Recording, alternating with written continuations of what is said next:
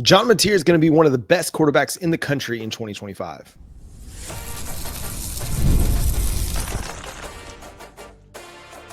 You are Locked On Sooners, your daily podcast on the Oklahoma Sooners. Part of the Locked On Podcast Network, your team every day. What's up, Sooner Nation? Welcome to Locked On Sooners, and thank you for making Locked On Sooners your first listen every single day. Shout out to all the everydayers out there. We're free and available on all podcast platforms, part of the Locked On Podcast Network, your team every day. He's Jay Smith. I'm John Williams. A lot of top 10 quarterback lists have come out over the last few days, in particular on social media.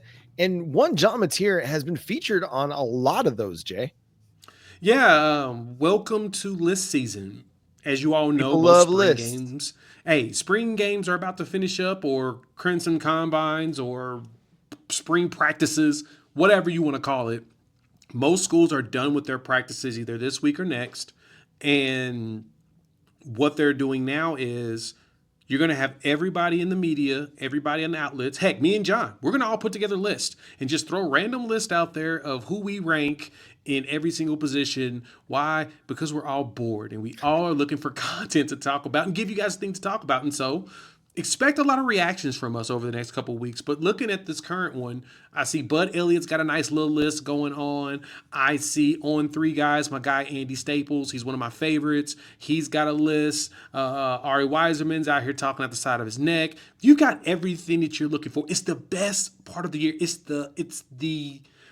the season of giving, and they give us things to argue about. So, John, shall we argue about Bud Elliott first? Yeah, let's talk Bud Elliott, because I think this one's really interesting, and I appreciate where Bud Elliott's coming from here. So he had John Mateer inside his top 10 at number 10. At number 1, DJ Lagway. Number 2, Garrett Nussmeier. Number 3, Drew Aller. Number 4, Sawyer Robertson of Baylor is kind of interesting. Cade Klubnik of Clemson at number 5. Lenora Sellers, South Carolina, 6. Damon Williams of Washington at 7. Sam Leavitt of Arizona State at 8, and then Haynes King of Georgia Tech at 9. What I found fascinating when I looked at this list, no Arch Manning. Yeah, it appears that he is not on the Arch train, or he's also doing this so that he can, generate clicks. I didn't see much of Avery Johnson. I've seen Nico Iamaleava on this list. So I'm trying to figure out what exactly what was his criteria? What is he thinking?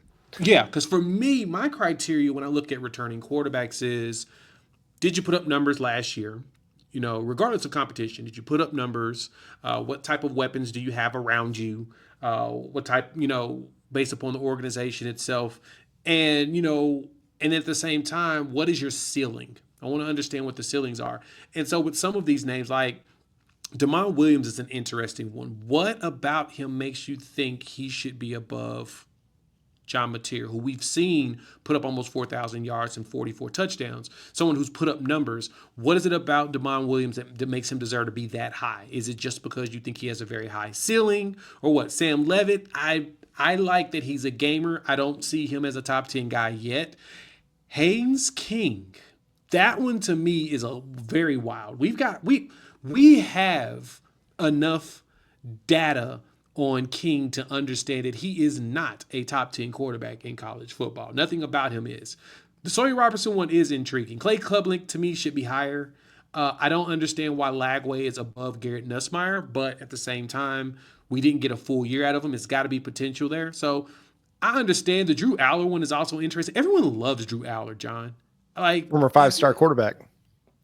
I mean, J.J. McCarthy was a former 5-star quarterback too. I mean, he didn't get drafted very high, but did he really be a quarterback in college? He wasn't a very dominant one, but I digress on that. The fact that he has Mateer top 10 makes me respect the list a little bit more. I would expected him to be higher though, just because we've seen him. Like I said, he's put up numbers and he's dealing with the exact same coordinators he dealt with last year when he put up those numbers. Yeah, especially when you consider the names that are on the list ahead of him. It might be different if you had, a Carson Beck on this list included. Yeah, Carson Beck threw a lot of interceptions last year, but the dude's a good quarterback. He's really good. I think he just got a little bit careless with the football in 2024, we've seen him play a lot better football than that. He also led the country in drops. His wide receiver dropped more balls than anybody else. And actually, Mateer's up there with him, too, which is even crazy if you really think about it. Yeah, and so if we go look at another one, this one from Ari Wasserman, his top 10 list, he had John Mateer at number 4 behind DJ Lagway, Lenora Sellers, and then Arch Manning. So I find that one interesting because he's coming ahead of Kay Klubnik and ahead of Garrett Nussmeier. Like, to me, when you look at what somebody's done and then the potential for what they can do in 2025, I find it hard to take anybody over Garrett Nussmeier. Is he the most talented quarterback in the country? Probably not. But that doesn't mean that he's not capable of having the best year at quarterback. So when you're putting guys in front of him that you're projecting out like a DJ Lagway or an Arch Manning or a Lenora Sellers, I think it discounts a lot of what he did last year when he led the SEC in passing yards. Yeah, I think that's exactly what it is we're taking away from what Nussmeier had done last year with some of these rankings. And again, like I said, he may not be the most talented arm, but he's been in that system the longest. And he put up numbers last year within that system, which tells me he's probably going to do that again. The schedule that he has is not going to be that tough to where he's not going to be able to put up those type of numbers again. That's the expectation. He can go out there, put up those numbers again. The question is going to be, how does he play in pressure? Does he fold? What does his wide receiver room look like? Now, we have questions around that. They've lost some players, right? LSU cycles through them. But I don't think that he shouldn't be top 5. I believe he should be considered top 5 in the country for now until, we see, someone overtake him. And, Andy Staples has him at 5th on his list. It's just kind of interesting as well. It's just, I guess the discourse around Arch Manning still is fascinating. Andy has him at number 4, John. He got benched for Quinn Ewers when he came in for Quinn Ewers because they benched Quinn Ewers. Mm-hmm. Now they could say that they did it to spark the team. Cool story. I can accept that. But Quinn looked really bad when they took him out, and Arch didn't look that much better when he went in. Granted, he won a game for them against a cupcake. Cool, but when he actually has to go against folks and he has to use everything, I think Arch Manning is going to be a good quarterback. But I'm willing to wait before I throw him in my top 10, just for now. Yeah, I feel like putting him at the top of the Heisman race, at the top of quarterback rankings right now is a bit of a disservice to him. Yeah, we'll find out when he goes up against Ohio State in week 2. Now, a very different Ohio State team that won the national championship a year ago. But I think we're going to find out a lot about him. Does he have a lot of tools in the tool belt? Absolutely he does. Is he going to have the right mentality to go be successful? Of course he is, because he's learned from 2 longtime NFL quarterbacks. One, a Hall of Famer, one that is going to be a Hall of Famer, but that shouldn't be. But that's another episode for Locked On Ole Miss. But our guy, Stephen Willis over at Locked On Ole Miss, would say that if Arch Manning's name was anything other than Manning, he would not be considered this highly ranked before he ever became a starting quarterback. And I think that that's the reality. Is a lot of it is the Manning name. A lot of it is playing at Texas. If he was the quarterback at Mississippi State, would he be getting this much love? Probably not. So some of it just comes from, hey, you're playing for Texas. You're going to be considered highly ranked, much like Quinn Ewers was, even though we kind of knew what Quinn Ewers was after 2 seasons as a starter. We're not really surprised by what happened last year because that's kind of who Quinn's been his whole career. And so Arch getting the benefit of the Manning name, the Texas brand, he's going to be getting a lot of push for the Heisman just because of that. But I think there are some skills that he can be successful. Will he do it as a first-year starter? We've seen first-year starters struggle, especially the 5-star variety, Jackson Arnold, Nico Iamaleava. I mean, DJ Lagway had some ups and downs as well. Can Arch kind of buck that trend? That's going to be the fascinating thing. But on John Mateer, man, listen, I have high expectations for him, and I think everybody in Sooner Nation should. You saw Oklahoma go be aggressive in the portal to get the quarterback they wanted. They spent a significant amount of money in an NIL deal to make sure John Mateer came to Oklahoma. You should have high expectations. That is what you expect at quarterback for Oklahoma. We've seen it for Yeah. 25 years, right? When Oklahoma's been at their best, they've had really good quarterback play, and anything other than really good quarterback play isn't sufficient for me.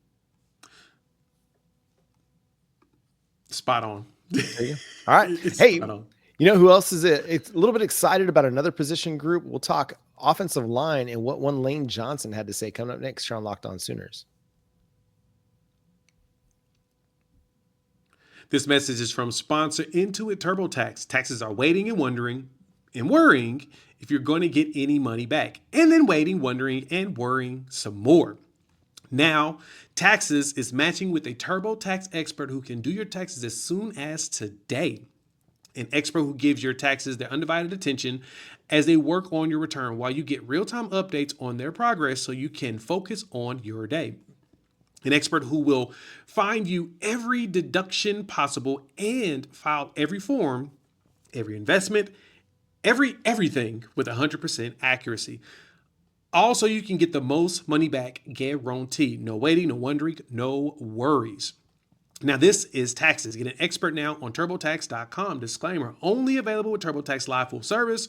Real-time updates only in iOS mobile apps. See guarantee details at TurboTax.com/guarantees. Thanks again for making Locked On Sooners your first listen every single day. Shout out to all the everydayers out there. We're part of the Locked On Podcast Network, your team every day.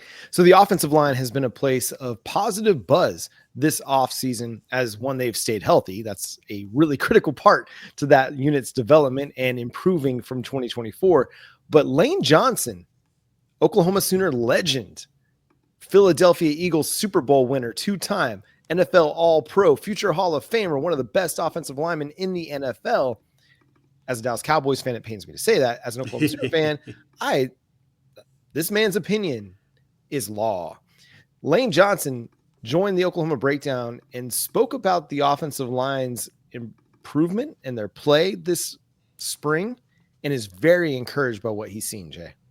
Yeah, he talked through some of the 101 drills, and he talked about a lot of the hand placement where the linemen are going. And he's actually encouraged by some of the young players and the veterans being able to see like a Michael Fasusi battle, going into battle, as well as a Derek Simmons. He saw some exciting things about Eddie Pierre Louis, Fabici. He really looked, when he really dissected some of those one-on-ones, you could tell that he's like, yeah, no, I see something here. I see some potential. And that is probably the most important thing for Sooner fans right now, because that is the one position everybody's concerned about. They want to know, is the offensive line going to be up to par to where John Mateer has time? And I think that we're at this point. The good thing is I feel like we do have a deep enough group. We've talked about this before. As long as we have a really good 2 deep, I think we can go down 3 deep. And honestly, I would not be surprised if you see Michael Fasusi over there at the left tackle sometime during the season, because the kid is ridiculously good and everybody's excited about his gameplay. So, John, when you look at the line, what player makes you feel comfortable about them this season? I think Derek Simmons. I know that that's kind of a weird place to start, but I think what he does is he brings some stability, and you kind of know what you're going to get with Fabici Wiwu. You know he's going to be solid. I think because of the offensive line's play last year, everybody got magnified a little bit more maybe than what they should have been, and he was up and down. But towards the end of the season, he really started to put together some really good ball. Remember, he was named SEC Offensive Lineman of the Week for Oklahoma's win over Alabama. He's an improving player. He's on a really strong trajectory. We've seen offensive linemen in their second year with Bill Bedenbaugh really make a big jump. So I think, Fabici Wiwu, I think, is really going to be on a nice trajectory. I think Derek Simmons helping to solidify that right side, provide a veteran presence next to him. I think it creates a really nice, experienced duo for Oklahoma to kind of lean on the right side as they're figuring out that left side. If Jacob Sexton stays healthy, obviously that's going to be huge, but health has been the biggest part of his issues in development at Oklahoma. Availability is the best of ability, right? Bill Parcells, NFL Hall of Famer, he said that for a long time. If Jacob Sexton can stay healthy all off season long, that's going to do wonders for his development. At left guard, I think we have good option with Eddie Pierre-Louis. I'm not going to throw everything on the dude's shoulders as a first-year starter at left guard. I'm not going to say he's got to be the answer. No. If you can get encouraged by him staying, again, just improvement, right? You want to see him out there getting those snaps. He's going to have some ups and downs. That's just the nature of the beast, especially when you get into SEC play against a Michigan team. He's going to have good reps. He's going to have reps that he looks like a first-year starter. That's all right. You just got to have this unit whole. If you keep it whole all off season, you have continuity, that's going to do tremendous things for this group, because you didn't have any continuity last year. You had no chemistry last year, had no ability to communicate because the guy next to you wasn't next to you just the snap before or the series before or the game before. Now you have have the ability to build that continuity, that chemistry, and that communication because these guys have been able to stay healthy all off season. Yeah, and it looks good with the offensive line, the way that they are. I mean, they're working. You're hearing, knock on wood, good things around health and being able to play. We could probably use one more interior guy to go right behind Troy Everett just to get you a little bit more comfort in the depth side. But yeah, no, it's that's the best thing that we're hearing, is that it looks like we're going to have a lot of our dudes play. And they're holding their own against what we believe to be a really good defensive front. Yep. This is a really good defensive line that Oklahoma is going to deploy in 2025. And based on all the reports out of camp, they're holding their own in the one-on-ones. They're holding their own in the team stuff. And so that to me is encouraging just as a unit, that you can go up against a unit like Oklahoma's defensive line, which many people believe to be the strength of the team, and that offensive line can hold its own. That's so encouraging, man. Now they got to build on it, and they got to continue to develop, and they got to show it, especially on the football field in the fall. But if you're looking for things to be encouraged by this spring, man, that offensive line unit and what we're hearing about them has to be the most encouraging thing so far, because as you know, like, everything starts up front. And if you can't win up front, you're not going to be able to win on the outside. You're not going to allow your quarterback to win in the pocket. So if they can continue to build on that, dude, that's going to be huge for this team this year. And that's the most important thing. Yeah, having that availability and then having continuity in practice. They're constantly being able to work and get better. And it feels like we're at that point for this team. And Bill Beatonbow's got himself some consistency. And that consistency is going to allow him to be able to – he won't have to go through 8 bajillion configurations in order to figure out what's working. It appears he probably knows what works now. He's already got, a 2 deep that he can go in between the two. Now that would lead to a couple more configurations, but for the most part, those are the same guys that have been practicing. It's not people moving to new positions. You don't have to slide a Jake Sexton inside anymore, because you've got 4 really good guards that you can trust right now. So you don't have to do that. I mean, like I said, the only position I think you may need another at centers because we're so young there, but you've got guards, you've got tackles, you've got just about everything you need to be able to play immediately and be okay. So now the question is going to be, John, what is it going to look like once this transfer portal opens in the next couple of days? Who's going to end up going in, and who do we end up seeing come out of it? Because there's going to be some movement. I think we got to cut down at least 3 players if we're going to get under 105. If that's the number. We're still waiting on the settlement, so we don't know if that's going to be the official number. The one thing I did see out of the settlement that's of note for us to talk about in the future is the judge wants the roster limits to be grandfathered in for this year and it to be phased down over time. So if that's the case, there's a chance that you can have more players on roster. Even if the SEC tries to put a limit, they're going to have to raise their limit to be able to oblige to the ruling there in the settlement. So we could see some players go. We could see some players added. We're going to see both players leave and added, but we can actually see a potential chance of more players coming in. Yeah, and I think that's huge. If the settlement allows Oklahoma to be over that 105 for this year and then start slowly working towards 105, that allows them to keep more depth. I was just thinking about, like, how huge is it that you have guys like Logan Howland and Heath Ozida that, I mean, they haven't really been able to work this spring, but you're not talking about them as starters. They're likely going to be depth pieces for you. Luke Baklenko was a big portal addition out of Stanford. You're not talking about him as a starter. He's going to be a depth piece for you. So your 2 deep is better because you've got 3 guys with a lot of experience and a lot of snaps under their belt. Are there ways for them to continue to improve? Absolutely. But a lot of experience that is going to be sitting back there. But you've got guys like Michael Fasusi and Ryan Foje that have such high ceilings that if they go into the game, you're going to get excited about seeing them because you're like, okay, this might be a future first round talent that we're looking at. Let's see what he can do. You're not going to be like so concerned and worried because those guys have been creating buzz all offseason long, man. And yes, you're right. What happens in the portal is going to be really fascinating to see because as we talked about on our Thursday show, Jim Nagy and the Sooners are looking to be aggressive in the portal. They're going to look to make some additions that help upgrade their starting units, not just look for depth pieces. So that's going to be fascinating to watch as well. What's also fascinating to watch is what Oklahoma's doing on the recruiting trail in this new paradigm that Oklahoma's created with their front office, with Jim Nagy leading the way. We'll discuss a couple of recruiting updates, including a projection coming up next year on Locked On Sooners.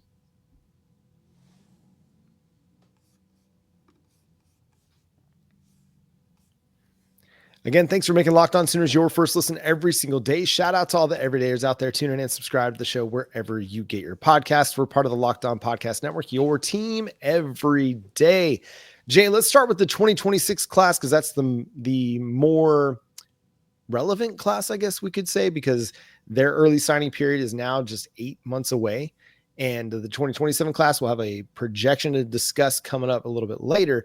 But with Deuce Gerald, that is a recruitment that is very fascinating to watch. He's a kid that is still flying a little bit under the radar when it comes to recruiting rankings, but he's not flying under the radar at all based on his offer sheet. Yeah, the offer sheet looks really good. And I like to see that Oklahoma has a chance here. I still feel like it's kind of early to really be predicting anything. John, like I look, until Nagy really gets his hands on this recruiting stuff, I take everything with a grain of salt, hardcore. Mm-hmm. It just feels like, as we talked about last segment, until that settlement is really put down, I don't know what to think about recruiting. But at the same time, man, this is kind of a big deal. It could be, maybe, possibly. So Deuce Gerald is one of these defensive tackles that you want to get. Similar to Jaden Jackson. Like he's just one of those guys that has the build, has the makeup, has the mentality to go be a difference maker. And based on everything that we've heard, Oklahoma's put themselves in a really, really good position for Deuce Gerald. But obviously it's going to be a recruiting battle that they're going to have to stay in for the long haul because you've got big time Power 4 programs that are coming after him as well. But so far, so good for the Oklahoma Sooners. And the good thing about that too, to add, is we're about at the time period where Bates and Venables start to land players out of Georgia because that's what they did at Clemson. Now, granted, Clemson is a lot closer in comparison. It's like a 2.5, 3 hour drive to Clemson, South Carolina from Atlanta, Georgia. So getting a lot of the Georgia kids is a lot easier. But we're starting to see now that Bates is making more inroads with those Georgia kids that he's talked to before. And it seems like a lot of them have interest in coming, and really considering Oklahoma. I'm honestly believing that last season's defensive performance have a lot of them looking like, okay, Oklahoma's on its way there. They fixed that one problem they had, that glaring problem, which was a competent offense. There's a very good chance they're going to be a good team. So if that's the case, maybe I should consider going there. Maybe I should consider being coached by Todd Bates because he has done a fantastic job with defensive linemen. He's done a really good job when he gets his recruits in. They do play. We played some of we played the most true freshmen, redshirt freshmen, and true sophomores in college football like 2 years in a row. We play a ton of young dudes. And so that shows you that if you come in as a recruit, you're way more likely to play than if you come in as a transfer, just depending on, the talent level. But yeah, this to me feels like we're finally making those inroads in the Georgia area. Again, I take everything with a grain of salt around predictions, but the fact that it sounds like he is truly intrigued by Oklahoma, I'm happy to hear about that. Well, it also sounds like family is very intrigued by Oklahoma as well, which that's always a good place to be. Obviously, that's not going to win you every recruiting battle, as we've seen in years past. The family loves Oklahoma, but the player picks somewhere else. It's going to happen. But Oklahoma's done a good job so far in this recruitment. They got to continue to lay the groundwork and try and lure him away from programs like Ohio State, Ole Miss. Obviously, Georgia is going to be intrigued there. Who else is at the top of his? Alabama, LSU, Clemson, Oregon, so all Ohio the State, typical Michigan, names, all the typical names. Another player that Oklahoma is very much in the running for, and sounds like they are leading the way for, based on a prediction from Parker Thune of OU Insider, and this is from Cooper Hackett, the 2027 offensive line prospect out of Fort Gibson. Fort Gibson, the home of one Teddy Lehman, and very intriguing here. This kid is an incredible athlete, Jay. He plays basketball, and if you go look at some of his basketball highlights, he moves incredibly well. And you throw some weight on him, and he's going to be an elite mover at offensive tackle.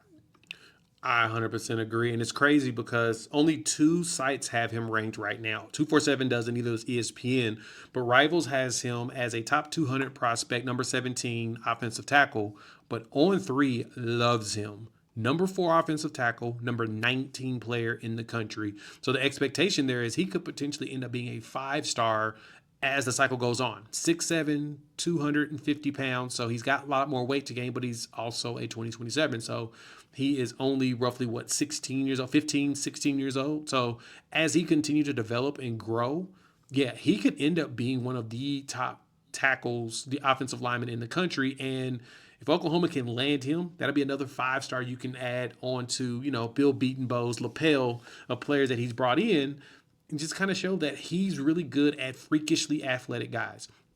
You come here as a freakishly athletic dude that just needs some refining, you can end up like a Tyler Guyton and get yourself drafted in the first round. That is not something that is uncommon with Bill Beatonbow. And so it's finally starting to look like the dividends are being paid there. Cooper Hackett was a Sooner fan as a kid. I asked him a question, and I asked how his visit went recently. He said he got to spend time with Lane Johnson and obviously, Fort Gibson native Teddy Lehman, and even mentioned that he's going to be doing some work with Lane Johnson. So that's pretty exciting right there. We talked about it. The NFL All-Pro, the Sooner legend, future Hall of Famer, Lane Johnson, getting his hands on a kid like Cooper Hackett. The sky's the limit for the kid. Like he could really become a 5-star prospect in the cycle. If not a really, really high 4-star, but somebody who's going to be a difference maker. Because Lane Johnson was a guy that, again, he showed up to college expecting to play quarterback, expecting to play then tight end, and didn't necessarily have that big 310, 320 pound frame at first, but he grew into it as he grew into the position of offensive tackle. So he's also going to be able to help a guy like Cooper Hackett know how to safely put that weight on and keep his athleticism, which has been a hallmark of Lane Johnson's career as well. So that's encouraging and exciting. Yeah, it is. Being able to tap into those resources. That was the one thing that Cooper had mentioned. I think I saw in an article just about how former Sooners are, that they are all willing and excited about coming back. Heck, I'm still excited the fact that we had a picture of Sam Bradford back on campus. We ain't seen him since Bob Stoops was here. And, it seemed, I think he showed up a little bit at the beginning of the Riley regime, and then you never saw him again. But he's starting to make more appearances. And so it feels like they're fostering an environment where Marvin Mims was in town on Thursday with the players at practice. So you're starting to see former players come back and give back. And to me, that's huge. Mm-hmm. That's huge for future players to take it and recognize that these kids actually like coming back. And we do seem to bring back a lot of coaches that have Oklahoma ties. I understand people aren't too big on that, but at the same time, you got to understand a lot of these kids are willing to come back and see their old coaches, see coaches that they've worked with, coaches that coached them or coached against them, like Brent Venables on the defensive side of the ball for some of them, right? Marvin Mims was here, during the old regime. He was here with DeMarco Murray. So, him being able to come back and see him, you need some sort of a connection for the players who want to come back. Bill Beatonbow, even at his age, at some point he's going to retire. You want to make sure that you have guys want to come back and not only see him, but see the school. So because they're fostering those relationships, that's going to be huge long term for Oklahoma. And that's the one thing that I'm starting to see that a lot of recruits are taking into account. Yeah, they're taking notice of all these former All-Americans, former NFLers that have ties to Oklahoma coming back and spending time and getting to chat with them and talk to them. Gabe and Teddy talked about Sam Bradford's presence at practice and just his ability to basically break down everything that's happening in front of him and saying he could be a guy that has, a future in the front office somewhere. And how cool would that be if you could get Sam Bradford as an assistant GM working with Jim Nagy and being out there on the recruiting trail and being there on campus regularly when quarterbacks and receivers and, offensive linemen come to town, they get to hear from Sam Bradford, one of the most prolific quarterbacks in college football history. Yeah. How cool is that? So, so cool. And listen, I know it's been talked about before, but that's the cool thing about what Brent Venables has done for the program is he's made it a home that people want to come back to, right? When Lincoln Riley was here, it was not that. Players did not come back. And if they did, it was a one-off thing or they just didn't feel the same vibes as they did under Bob Stoops and as they do now under Brent Venables. And that kind of stuff matters. I mean, we're seeing it with the basketball program, right? With Trae Young, getting Trae Young reinvested, getting Blake Griffin reinvested in what Oklahoma basketball is doing. It helps create buzz and energy around the program. Getting these football players reinvested in what the football program is doing, that creates buzz and energy about the program. And it's exciting, man. And hopefully we can build that into actually having some on-field success, and Brent Venables can hush all the boo birds and hush all the hot seat talk. Got to go win games though. But culture-wise, he's done a fantastic job. Now you just got to go win some games. That's it. Let's go get some W's, baby. W's only in 2025. And that's going to do it for today's episode of Locked On Sooners. Thanks so much for tuning in, being a part of the show. Thank you for making Locked On Sooners your first listen every single day. For your second listen of the day, make sure you go check out the Locked On NFL Draft Show with our guys over there, Damian Parson and Keith Sanchez, as your favorite collegiate players get ready for the next level. Get the latest draft rankings, rumors, and news every day. Find Locked On NFL Draft on YouTube or wherever you listen to your podcasts. Follow Jay at Unfair Sports. Go check out his channel, Unfair Sports, on YouTube. You can follow me at John9Williams. The show is at Locked On Sooners on all of your favorite social media platforms. So go check us out over there and follow us. Facebook, Instagram, TikTok, Threads, Pinterest, Twitter, X, whatever you want to call it. We're everywhere. Follow us. Make sure you catch all our shorts that we put out there as well. But until next time, he's Jay Smith. I'm John Williams. We'll talk to you then. Boomer Sooner. Can't wait for the Crystal Combine, baby. We'll have some videos. Woo.